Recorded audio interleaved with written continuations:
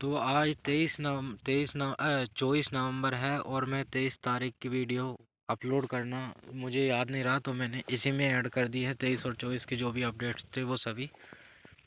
तो चलिए वीडियो को शुरू करते हैं। वीडियो आपके लिए बहुत ही हेल्पफुल होने वाली है, तो वीडियो आखिर तक ज़रूर देखें। तो चलिए वीडियो को शुरू करते हैं। तो फ्रेंड्स, 23 और 24 नवंबर दोनों डेट्स के मैंने जो भी इम्पोर्टेंट अपडेट थे वो इसी वीडियो में दे दिए हैं। तो चलिए शुरू करते हैं वीडियो को। सबसे पहला अपडेट है वो है 54वें IFFI में केंद्रीय मंत्री अनुराग ठाकुर ने किया VFX और टेक पवेलियन का शुभारंभ। केंद्रीय सूचना और प्रसारण मंत्री श्री अनुराग सिंह ठाकुर ने गोवा में 54वें भारतीय अंतर्राष्ट्रीय फिल्म महोत्सव IFFI में VFX और टेक पवेलियन का उद्घाटन किया। यह IFFI में NFDC द्वारा फिल्म बाजार के इतिहास में पहला फिल्म निर्माण तकनीक में नवीनतम प्रगति को प्रदर्शित करने के लिए एक केंद्र बिंदु बनने के लिए तैयार है, जिसमें animation, visual effect, virtual reality और CGI शामिल हैं। नेक्स्ट अपडेट है यहाँ पे, ग्लोबल फिशरीज कॉन्फ्रेंस इंडिया 2023 का मेजबानी करेगा Gujarat. Global fisheries conference India 2023 2 दिवसीय प्रमुख कार्यक्रम अहमदाबाद में गुजरात साइंस सिटी में आयोजित किया जाएगा। Celebrating fisheries and aqua culture wealth theme के साथ सम्मेलन का उद्देश्य प्रमुख हितधारकों को उत्पादक चर्चाओं में शामिल होने, बाजार अंतर्दृष्टि साझा करने और नेटवर्किंग के अवसरों को सुविधाजनक बनाने के लिए एक मंच पर एकजुट करना है। नेक्स्ट अपडेट है यहाँ पे, सौरव गांगुली बने बंगाल के ब्रांड एम्बेसडर। कोलकाता में the Bengal global business summit में राज्य के आर्थिक दृष्टिकोण को नया आकार देने के लिए महत्वाकांक्षी नीतियों के एक सेट का अनावरण करते हुए ममता बनर्जी ने सौरव गांगुली को बंगाल का ब्रांड एम्बेसडर नियुक्त किया। नेक्स्ट है यहाँ पे, कोलकाता में आयोजित एक वार्षिक कार्यक्रम बंगाल ग्लोबल बिजनेस समिट ने इस वर्ष एक महत्वपूर्ण पल को चिन्हित किया। सौरव गांगुली को ब्रांड एम्बेसडर के रूप में चुनने के लिए अपना तर्क व्यक्त करते हुए बनर्जी ने कहा, सौरव गांगुली एक बहुत लोकप्रिय प्रिय व्यक्ति हैं और वह युवा पीढ़ी के लिए बहुत अच्छे तरीके से कार्य कर सकते हैं। उन्हें बंगाल के ब्रांड एम्बेसडर के रूप में शामिल करने का यह कदम न केवल राज्य के प्रचार प्रयासों में एक प्रमुख व्यक्तित्व को जोड़ता है, बल्कि युवा जनसांख्यिकी से जुड़ने के लिए गांगुली के प्रभाव का भी लाभ उठाता है। भारतीय अंतरिक्ष अनुसंधान संगठन इसरो और जैक्सा के बीच संयुक्त प्रयास है ल्यूपेक्स मिशन। ल्यूपेक्स 350 किलोग्राम के रोवर के साथ 90 डिग्री लैंडिंग का प्रयास करने वाला चौथा चंद्रमा मिशन है। यह मिशन भारतीय अंतरिक्ष अनुसंधान संगठन इसरो और जापानी अंतरिक्ष एजेंसी जाक्सा के बीच एक संयुक्त प्रयास है। ल्यूपेक्स चंद्रमा के अंधेरे हिस्से पर रोवर को उतारेगा, जिसे शायद ही कभी खोजा जाता है। रोवर लगभग 100 पृथ्वी दिनों तक 1 किलोमीटर क्षेत्र का पता लगाएगा। ल्यूपेक्स का लक्ष्य सटीक लैंडिंग तकनीक के साथ चंद्रमा के 19 डिग्री क्षेत्र पर 350 किलोग्राम के बड़े रोवर को उतारना है। चंद्रयान-3 में 30 किलो का रोवर शामिल था। नेक्स्ट अपडेट है, UN लेखा परीक्षक पैनल के उपाध्यक्ष बने CAG गिरीश चंद्र मुर्मू। भारत के नियंत्रक एवं महालेखा परीक्षक कैग गिरीश चंद्र मुर्मू को 2024 के लिए संयुक्त राष्ट्र लेखा परीक्षक पैनल का उपाध्यक्ष चुना गया है।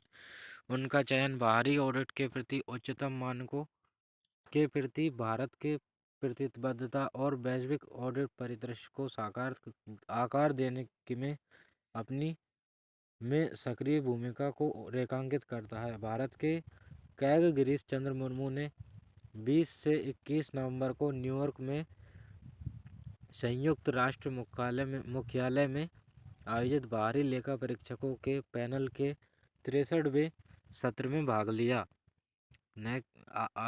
बाहरी लेखा परीक्षकों के पैनल में वैश्विक स्तर पर 12 सर्वोच्च ऑडिट संस्थानों SAI के प्रमुख शामिल हैं। गिरीश चंद्र मुर्मू इसी साल में मई में विश्व स्वास्थ्य संगठन WHO के बाहरी लेखा परीक्षक एक्सटर्नल ऑडिटर चुने गए थे। यूक्रेनी रक्षा औद्योगिक आधार सम्मेलन का मेजबानी करेगा अमेरिका। अमेरिकी सरकार अगले महीने 2 दिवसीय यूक्रेनी रक्षा औद्योगिक आधार सम्मेलन की मेजबानी कर रही है। सम्मेलन का उद्देश्य उद्योग प्रतिनिधियों को जोड़ना है, यूक्रेन में सह उत्पादन और अन्य औद्योगिक सहयोग के अवसरों का पता लगाने के लिए दिसंबर में अमेरिकी और यूक्रेनी उद्योग और सरकारी प्रतिनिधियों के साथ सम्मेलन आयोजित किया जाएगा। नेक्स्ट अपडेट है यहाँ पे अंतर्राष्ट्रीय एमी पुरस्कार 2023 विजेताओं की सूची। ये बहुत ही इम्पोर्टेंट होने वाला है आपके लिए, तो प्लीज़ वीडियो को ध्यान से देखें और हो सकता है इसमें से आने वाले एग्ज़ाम में इनमें से कोई एक प्रश्न आपके एग्ज़ाम में आ जाए, तो प्लीज़ यहाँ से वीडियो को ध्यान से देखें। 2023 में अंतर्राष्ट्रीय एमी अवार्ड्स ने उद्योग में उत्कृष्ट उपलब्धियों का जश्न मनाया, जिससे न्यूयॉर्क में सोमवार रात वैश्विक टेलीविज़न मंच जगमगा उठा। प्रमुख श्रेणियों में एमी पुरस्कार 2023 के विजेता सर्वश्रेष्ठ ड्रामा सीरीज द एम्प्रेस, सर्वश्रेष्ठ अभिनेत्री ला कैडा डाइव में कार्ला सूजा, सर्वश्रेष्ठ अभिनेता द रिस्पोंडर में मार्टिन फ्रीमैन, सर्वश्रेष्ठ TV movie mini series La Caida Dive, सर्वश्रेष्ठ गैर स्क्रिप्टेड मनोरंजन a Ponte the Bridge Brazil, सर्वश्रेष्ठ short form series des gens bien audience a very ordinary world, सर्वश्रेष्ठ लाइव एक्शन बच्चों के लिए हार्ट ब्रेक हाई, सर्वश्रेष्ठ तथ्यपूर्ण और मनोरंजन बच्चों के लिए विल्ड टू सर्वाइव, सर्वश्रेष्ठ documentary Mariupol the people's story, सर्वश्रेष्ठ sports documentary Harley and Katya, सर्वश्रेष्ठ arts programming Buffy Sainte Marie carry it on, सर्वश्रेष्ठ टेलीनोवेला यार्गी फैमिली सीक्रेट्स, सर्वश्रेष्ठ एनिमेशन बच्चों के लिए the Smiths and it on, सर्वश्रेष्ठ telenovela Yargi family secrets, सर्वश्रेष्ठ animation बच्चों के लिए the Smiths and the Smoos.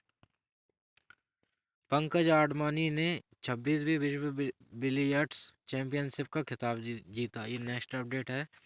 Pankaj Advani ने 26वीं बार विश्व बिलियर्ड्स चैंपियनशिप का खिताब जीता।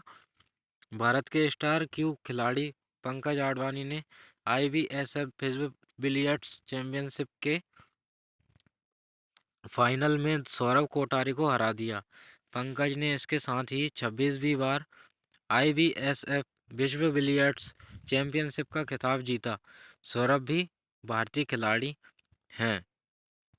नेक्स्ट अपडेट भारत अमेरिका संयुक्त विशेष बल अभ्यास वज्र प्रहार 2023 मेघालय में शुरू हुआ। भारत अमेरिका संयुक्त विशेष बल अभ्यास का 14वां संस्करण, जिसे वज्र प्रहार 2023 के नाम से जाना जाता है, उमरोई मेघालय में संयुक्त प्रशिक्षण नोड में शुरू हुआ, जो भारतीय सेना और अमेरिकी सेना के बीच सैन्य सहयोग और अंतर संचालनीयता को बढ़ाने के लिए एक नई प्रतिबद्धता का संकेत देता है।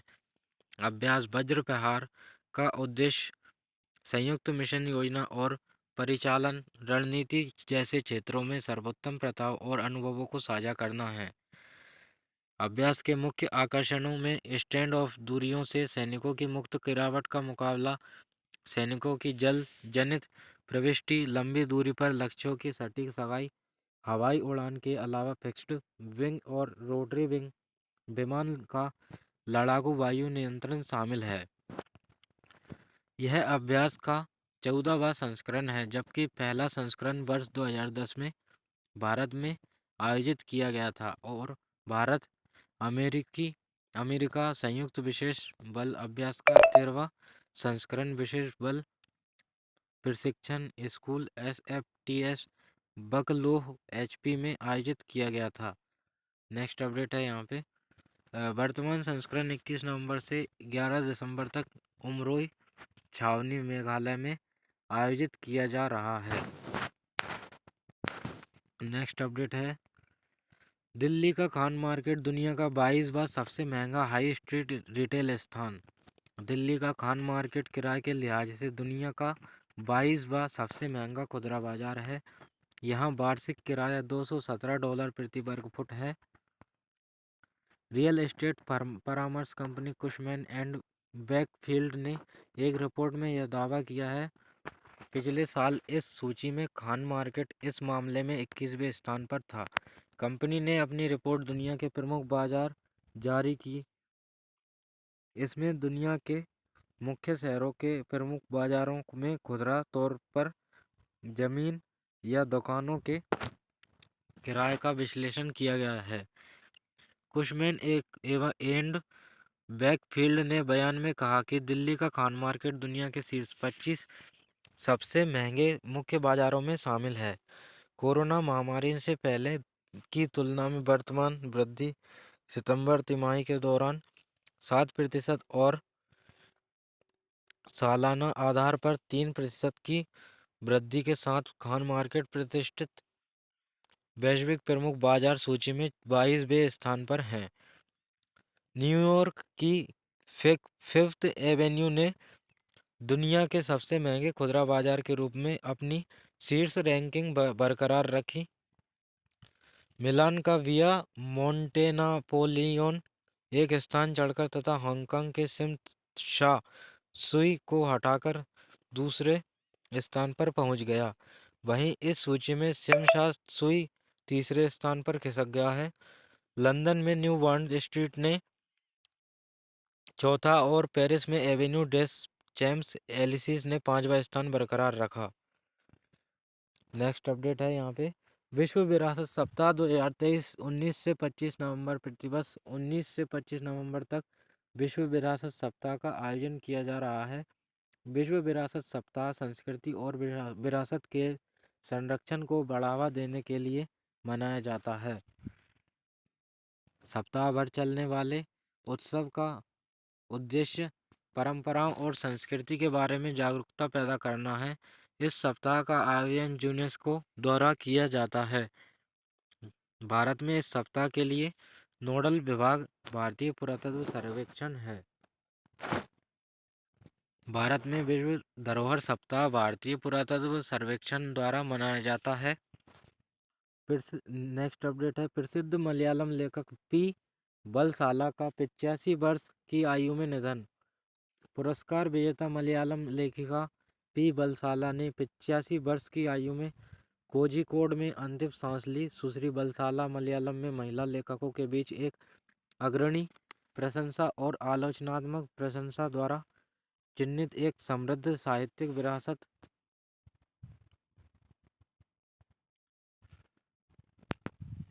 छोड़ गई हैं। पी बलसाला की यात्रा सप्ताह होने पर साहित्यिक समुदाय ने एक दिग्गज को खोने पर शोक व्यक्त किया है।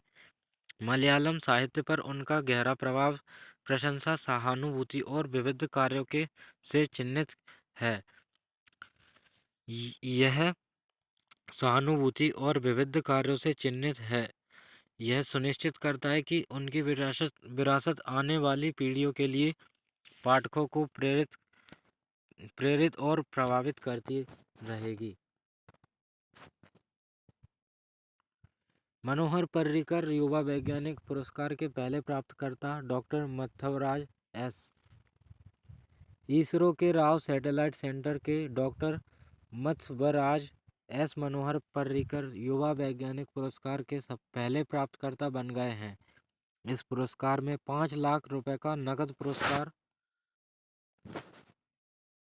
जो वर्तमान में विज्ञान और प्रौद्योगिकी में सर्वोच्च नकद पुरस्कार है और एक प्रशस्ति पत्र शामिल है। उन्होंने चंद्रयान 3 मिशन के पावर्ड डिसेंट प्रक्षेप पद को डिजाइन किया। यह पुरस्कार गोवा सरकार द्वारा स्थापित किया गया था। नेक्स्ट अपडेट, गुजरात सरकार ने घोल मछली को घोषित किया स्टेट फिश। गुजरात ने घोल मछली गोल्ड फिश को स्टेट फिश के तौर पर चुना है। राज्य के मुख्यमंत्री भूपेंद्र पटेल ने वर्ल्ड फिशरीज डे के मौके पर यह बड़ा ऐलान किया। नेक्स्ट, घोल मछली को गोल्ड फिश भी कहा जाता है। इस मछली को सोने की दिल वाली मछली भी कहा जाता है। यह मछली गुजरात के तटों के अलावा महाराष्ट्र में भी पाई जाती है। भारत में पाई जाने वाली यह सबसे बड़ी मछली है। गुजरात की समुद्री सीमा काफ़ी लंबी है। वर्तमान में राज्य 5,000 करोड़ से अधिक का निर्यात करता था, जो कुल निर्यात का 17% है। Iodine, omega 3, DHA, EPA, iron, Turin, magnesium, fluoride और सेलेनियम जैसे पोषक तत्वों से भरपूर इस मछली को पोषण का पावर हाउस माना जाता है, जो इसे सी गोल्ड के रूप में अलग करती है। वह इसके पेट में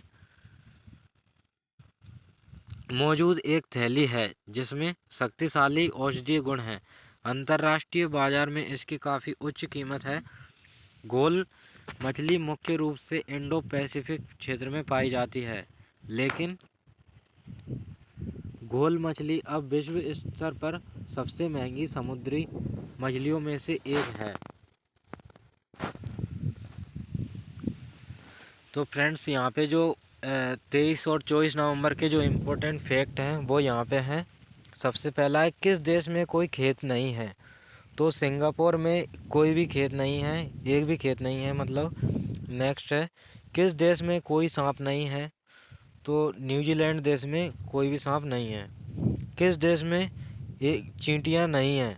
तो ग्रीनलैंड एकमात्र दुनिया का ऐसा देश है जहाँ पर चींटियाँ नहीं हैं। नेक्स्ट है, किस देश में पब्लिक ट्रांसपोर्ट फ्री है? तो ये जो क्वेश्चन है, किस देश में पब्लिक ट्रांसपोर्ट फ्री है, तो लग्जमबर्ग में पब्लिक ट्रांसपोर्ट फ्री है। नेक्स्ट अपडेट, किस देश में कोई मच्छर नहीं है? तो आइसलैंड में कोई भी मच्छर नहीं है। नेक्स्ट है, किस देश में एक भी नदी नहीं है? तो सऊदी अरब दुनिया का एकमात्र ऐसा देश है जहाँ पर एक भी नदी नहीं है। तो फ्रेंड्स, आज की वीडियो हमारी यहीं पे ख़त्म होती है। मिलते हैं कल की नेक्स्ट वीडियो में। अगर आपको हमारी वीडियो से कोई भी जानकारी प्राप्त हुई हो या आपको ये वीडियो पसंद आई हो तो प्लीज़ वीडियो को लाइक करें और अपने दोस्तों के साथ यही जानकारी उन्हें भी पहुँचे, इसके लिए वीडियो को उन तक शेयर करें। और हमारी डेली की अपडेट्स पाने के लिए इस चैनल को सब्सक्राइब करें।